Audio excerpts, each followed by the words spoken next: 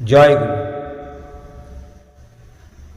বন্দে লোকতিলকং সাতত বার্তা বিভূষণম অমর কীর্তুৎসারণং প্রবুদ্ধং লোকজীবনং প্রণয় প্রমুক্ত জাগোদীপনং বন্দে জীবন জীবনং বন্দে শ্রী ঠাকুরনুকূলচন্দ্রম বন্দে সৎপুরুষোত্তম।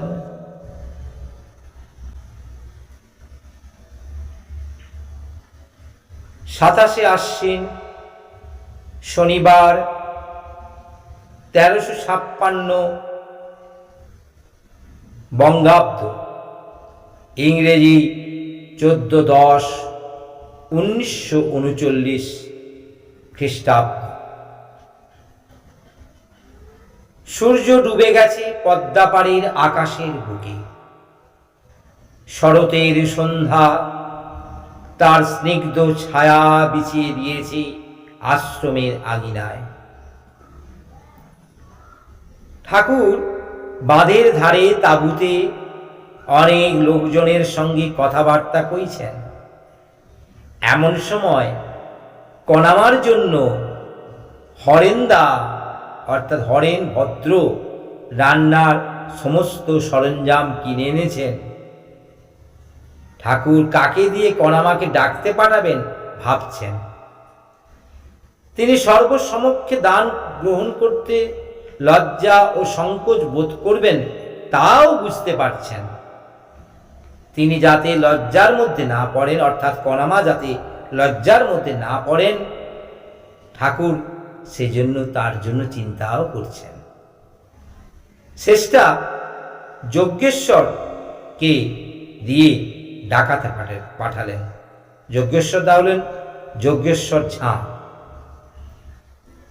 রাত্রে আবার বীরেন ভট্টাচার্য যাকে অনুরোধ করলেন, বীরেনদা আপনি কণার জন্য ঔষধপত্র আর পথ্যাপত্রের ভার নেবেন, রোজ 1 সের করে দুধ খাওয়াবেন, হাত দিয়ে দেখি এই ইয়া মোটা সোটা করে দেওয়া চাই।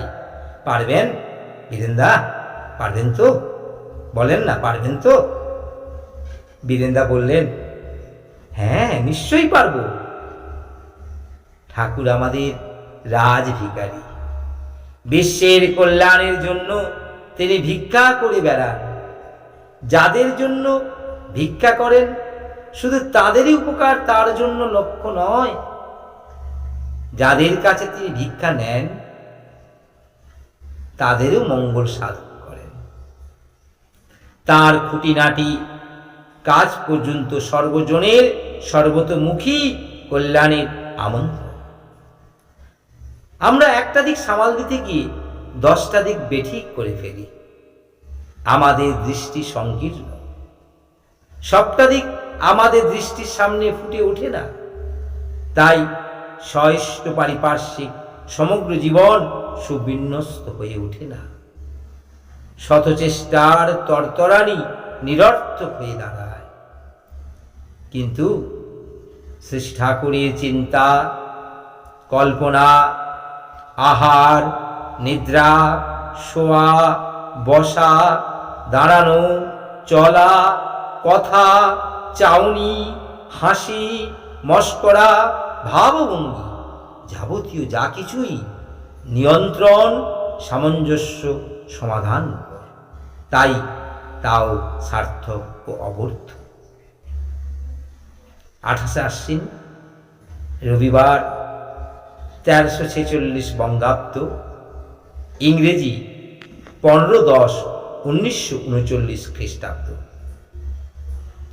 ঠাকুর বিকালে বাঁধের পাশে তাঁবুতে এসে বসেছেন। কলকাতা থেকে কয়েকটি ভাই এসেছেন। তাদের মধ্যে একজন পারিপার্শ্বিকের সহানুভূতিহীনতা। ঠাকুর বললেন, অন্যে কি করলো না করলো তুই তা দেখতে যাবি কেন? তুই ভাববি তুই কি করেছিস না করেছিস। তোর এতটুকু অসুবিধায় যদি লাখ মানুষের মাথার টনক নড়ে না যায়, তবে তুই একটা কেমন মানুষ? তুই যদি মানুষের তেমনতর নিত্য প্রয়োজনীয় হয়ে দাঁড়াতে পারিস, মানুষ বাপ বাপ বলে আপন দায়ে তোর জন্য ছুটে আসবে। তুই এতটুকু সরে দাঁড়ালে, অসমর্থ হলে, লাখ মানুষের পেটের ভাতে টান পড়বে, চোখ থেকে রাত্রির ঘুম চলে যাবে। ততখানি না করি পারিপার্শ্বিকের সেবা দাবি করা তো সমীচীন নয়। পারিপার্শ্বিক তোর সেবা না করে পারে, এমন অবস্থায় পারিপার্শ্বিক রাখিস কেন? সেবার সাহায্যে তুই হয়ে উঠবি লাখ লোকের ক্ষুধারণ্য, তৃষ্ণার জল, বিলাসের সামগ্রী, ভালোবাসার চেতনা। প্রফুল্ল তখন বলছেন, অনেক মানুষ এতই সেলফ সাফিসিয়েন্ট, অর্থাৎ স্বয়ং সম্পূর্ণ, তাদের অর্থ সামর্থ্য এতই আছে যে তারা হয়তো অন্যের সেবার ধার ধারে না। তাদের কাছে এগোনোই তো মুশকিল হয়ে দাঁড়ায়। তাদের সম্বন্ধে কি করণীয়? ঠাকুর তখন বলছেন, সে যদি তার বাড়ির পাশে 10 হাত প্রাচীর দেয়, তোর সেবা বুদ্ধি এতখানি ক্ষীণ অর্থাৎ তীব্র হওয়া চাই যাতে তুই ওই সব ডিঙিয়ে মলিকুলার ফর্মে অর্থাৎ অনুরূপে তার কাছে গিয়ে পড়তে পারিস। অন্যে কি করলো দেখবি না, নিজের দিকে চাইবি, আর জানবি যত সব বাণী নিয়ম কানুন তা অন্যের জন্য নয়, তোর নিজেরই জন্য। তাই নিজেকে আগে ঠিক করবি। একটি ভাই নিজে চুরি না করা সত্ত্বেও অবস্থার চাপে পড়ে রেহাই পাওয়ার জন্য বলেছিল যে সে চুরি করেছে। সেই প্রসঙ্গে ঠাকুর তাকে বললেন, তুই চুরি করিসনি, অথচ সবার ভয়ে স্বীকার করলি যে চুরি করেছিস। এটা ভালো নয়। এর থেকে অনেক সময় প্রিন্সিপাল বিটারি, আদর্শের প্রতি বিশ্বাসঘাতকতা করবার টেন্ডেন্সি আসে। তবে যদি দেখিস তোর একটা কাজের জন্য আরেকজনের উপকার হয়, তখন করতে পারিস, তুই সইতে পারিস, আর একজন সইতে পারে না, তেমন অবস্থায় তা করা চলে।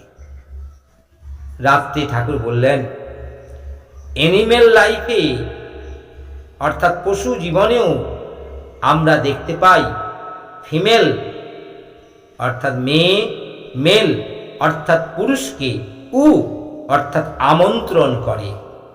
এমনি হয়তো মেল ইনডিফারেন্ট অর্থাৎ উদাসীন, কিন্তু ফিমেল যেই গরম হলো মেল অমনি পাগল হয়ে ওঠে।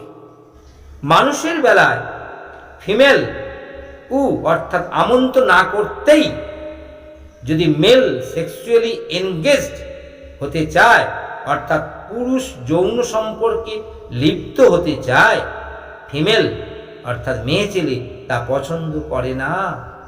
অন্তরে অন্তরে রিফিল অর্থাৎ প্রত্যাখ্যান করে, তেমন পুরুষকে অশ্রদ্ধা করে, ভাবে ওই জন্যই তুমি আমার পাছে পাছে ঘোরো।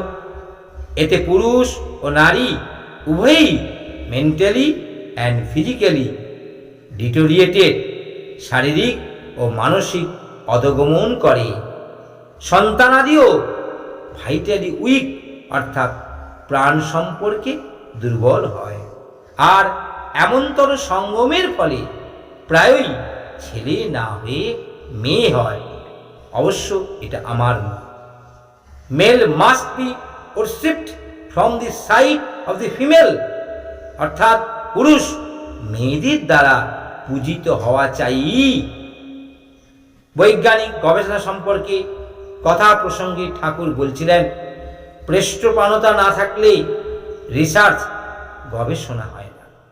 রিসার্চ অর্থাৎ গবেষণা করতে গেলে বিশেষ কতকগুলি চারিত্রিক গুণের প্রয়োজন হয়। পৃষ্ঠপ্রাণতার ভিতর দিয়ে সেগুলির উদ্ভব হয়।